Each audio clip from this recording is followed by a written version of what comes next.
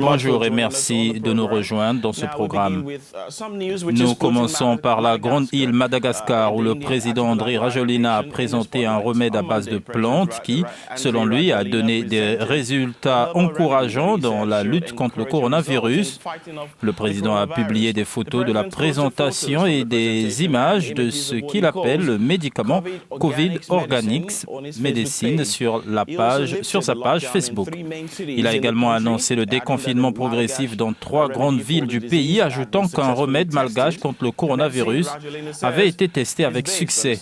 Ce médicament, explique le président, est basé sur les études de l'Institut malgache de recherche appliquée et sera désormais distribué gratuitement dans tout le pays. Alors, de quoi s'agit-il? De quoi ce médicament est-il composé et quelle est l'efficacité de ce produit? Tout d'abord, nous savons, selon l'Institut malgache de recherche appliquée, que le principal ingrédient de la concoction est dérivé de l'artémisia, une plante à feuilles vertes, plante qui émet une odeur frappante, également appelée absinthe douce. Par ailleurs, il est important de rappeler qu'aucun médicament ou plante médicinale n'a été certifié comme remède contre la COVID-19. Et en fait, l'Organisation mondiale de la santé a déclaré que certains aliments comme le citron, le miel et le gingembre ne sont bons que pour la santé en général, mais n'ont pas la capacité d'éliminer le virus. Alors que le monde est à la recherche d'un remède et d'un vaccin contre le nouveau coronavirus, de nombreuses études et allégations sont mises en examen. Et pour en parler avec nous, notre correspondante, Volana Raza-Fimononsoa, depuis Antananarivo. Et bonjour Jerry. Volana, quelques nouvelles intéressantes de Madagascar sur un remède potentiel contre le coronavirus. L'artémisia, une plante de la famille des armoises, on lui attribue une efficacité dans le traitement du paludisme. Maintenant, cette plante vient de faire irruption telle une bombe dans l'actualité. Qu'en pensez-vous ? Alors la tisane à base d'artémisia a été lancée en grande pompe hier par le président de la République en personne. Tel un excellent VRP, le président Rajoelina n'a vanté les mérites d'une boisson au goût un peu amer que l'on pourra acheter en tisane, en bouteille ou en bidon, bien emballée dans un packaging orange et blanc aux couleurs du parti présidentiel. Une boisson qui, toujours selon le président Rajoelina, peut à la fois prévenir et guérir du coronavirus. Dans son discours, le président a souligné que tous les essais et tests ont été menés et que son efficacité dans la réduction de l'élimination des symptômes a été prouvée pour le traitement des patients atteints du Covid-19 à Madagascar. La preuve apportée par le président, c'est la guérison de 2 patients.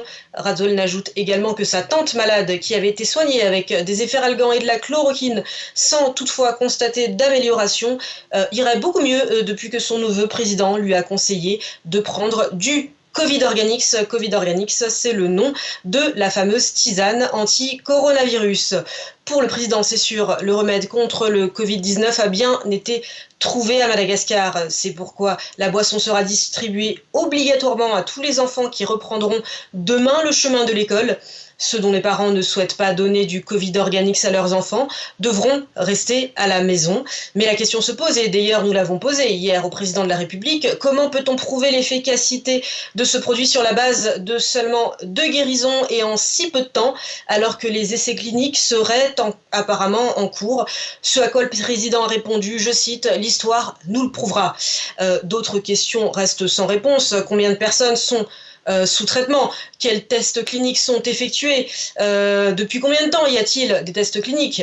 Et sachant qu'environ 80% des personnes guérissent sans avoir besoin de traitement particulier, encore une fois, comment savoir que c'est cette tisane bio qui permet de guérir du coronavirus? Volana, l'Institut malgache de recherche appliquée a élaboré cette formule. Que savons-nous de cet institut? Donc l'IMRA, l'Institut malgache de recherche appliquée, a été fondé par le célèbre professeur Albert Rakut Ratimamang, scientifique estimé, patriote convaincu et diplomate prolifique, décédé en 2001. L'IMRA a été renommée en 2012 Fondation Albert et Suzanne Rakut Ratimamang, une fondation reconnue d'utilité publique et auxiliaire de l'État. Les activités de l'IMRA s'articulent autour de la recherche et du développement de médicaments à base de plantes médicinales. Une cinquantaine de produits environ ont été conçus et développés dans ces laboratoires privés. Selon le directeur général de l'IMRA, Dr Charles Andji Anzar, c'est le président de la République qui a proposé d'étudier l'artémisia, disponible en très grande quantité à Madagascar. Mais ce qui n'a pas été dit hier et qui a été révélé par mon confrère de Jeune Afrique, c'est que l'artémisia a été recommandée au président de la République par la fondatrice de la Maison de l'Artémisia, une association à but humanitaire basée à Paris et présent dans 23 pays d'Afrique.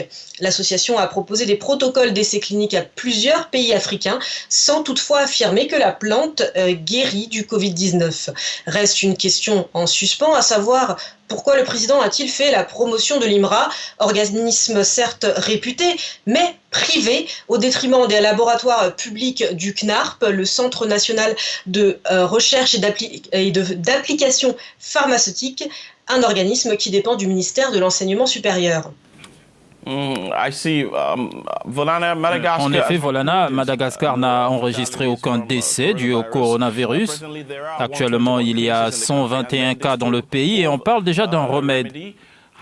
Comment décririez-vous l'approche et que pensez-vous de la lutte contre le virus en général ? Alors en réalité, il est très difficile de poser des questions sur le Covid Organics et d'ailleurs sur la stratégie vis-à-vis du coronavirus en général. Nous avons affaire, nous journalistes, depuis le début de la crise sanitaire à un véritable verrouillage de l'information.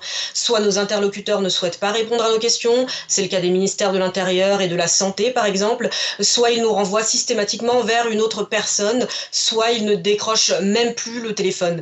Nous cherchons par exemple depuis plusieurs jours à avoir une réaction de la part de la représentante de l'OMS, de l'Organisation mondiale de la santé à Madagascar, mais elle ne répond plus à nos appels. Et d'ailleurs, elle n'était pas présente hier au lancement du Covid Organics.